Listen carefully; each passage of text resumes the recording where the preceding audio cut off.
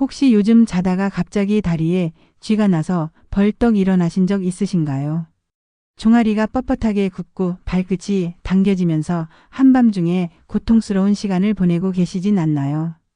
그 증상 단순히 피곤해서 그런 게 아닐 수 있습니다.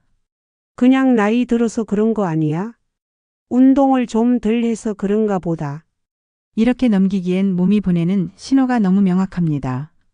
특히 밤에만 반복적으로 다리에 쥐가 난다면 그건 혈액순환, 신경압박, 전해질 불균형 같은 건강 문제의 시작일 수 있습니다. 안녕하세요. 시니어링입니다. 저는 25년째 신경과 환자들을 진료해온 건강 전문의입니다. 오늘은 많은 시니어분들이 겪고 계신 밤에 다리 저리고 쥐 나는 증상의 정확한 원인과 지금부터 실천할 수 있는 관리 루틴까지 하나하나 설명드리겠습니다. 다리에 쥐가 난다는 건 무슨 뜻일까요? 의학적으로는 근육 경련 또는 경축이라고 부릅니다. 근육이 갑자기 수축하면서 극심한 통증을 유발하는 현상인데요. 특히 종아리, 발바닥, 허벅지 등 하체 근육에서 자주 발생합니다. 문제는 이 증상이 반복되면 단순한 불편함을 넘어서 혈액순환, 신경계, 전해질 이상 등 다양한 건강 문제의 신호일 수 있다는 점입니다. 첫 번째 원인은 전해질 부족입니다. 마그네슘, 칼륨, 칼슘 같은 전해질이 부족하면 근육이 쉽게 수축하고 작은 자극에도 경련이 발생할 수 있습니다.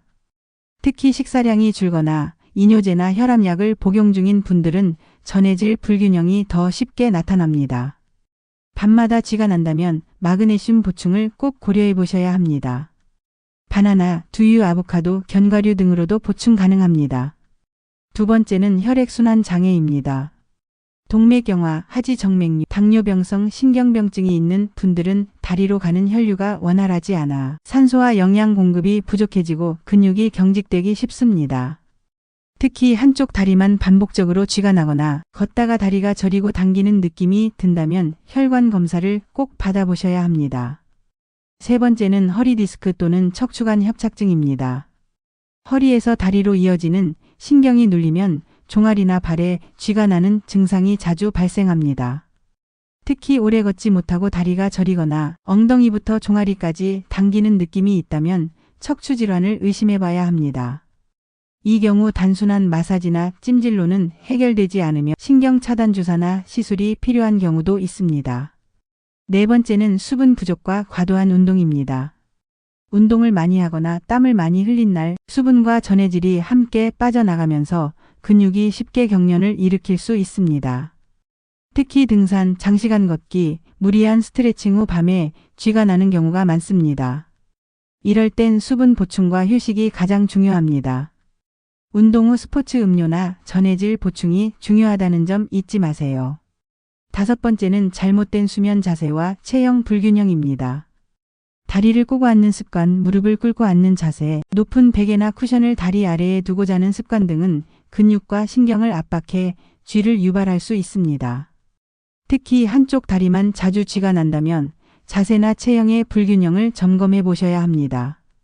그렇다면 내 증상이 단순한 피로인지 질환의 신호인지 어떻게 알 수 있을까요? 다음 자가 체크 포인트를 확인해 보세요. 밤에 자주 다리에 쥐가 난다. 한쪽 다리만 반복적으로 통증이 있다. 쥐가 난 이후에도 통증이나 감각 이상이 오래간다. 다리에 붓기, 열감, 색 변화가 동반된다. 당뇨, 고혈압, 심혈관 질환을 앓고 있다. 이 중 3개 이상 해당된다면 단순한 피로가 아닌 질환의 신호일 수 있습니다. 그렇다면 지금부터 어떤 루틴을 실천해야 할까요?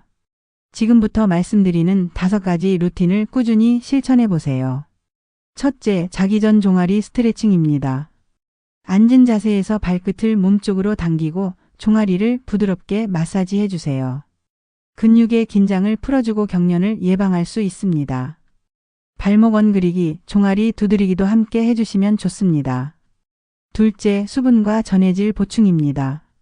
하루 1.5에서 2리터의 수분 섭취를 유지하고 바나나, 두유, 견과류, 아보카도 등 마그네슘과 칼륨이 풍부한 식품을 자주 드세요. 셋째, 따뜻한 족욕 또는 반신욕입니다. 자기 전 따뜻한 물에 발을 담그면 혈액순환이 개선되고 근육이 이완됩니다. 특히 수면의 질도 함께 좋아지는 효과가 있습니다.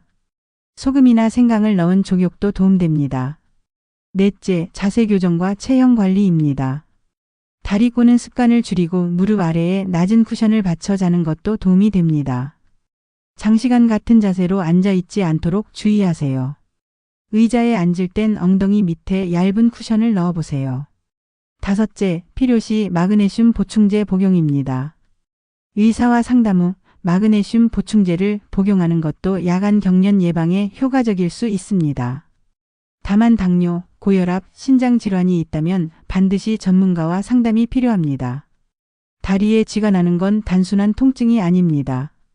우리 몸이 보내는 작은 경고일 수 있습니다.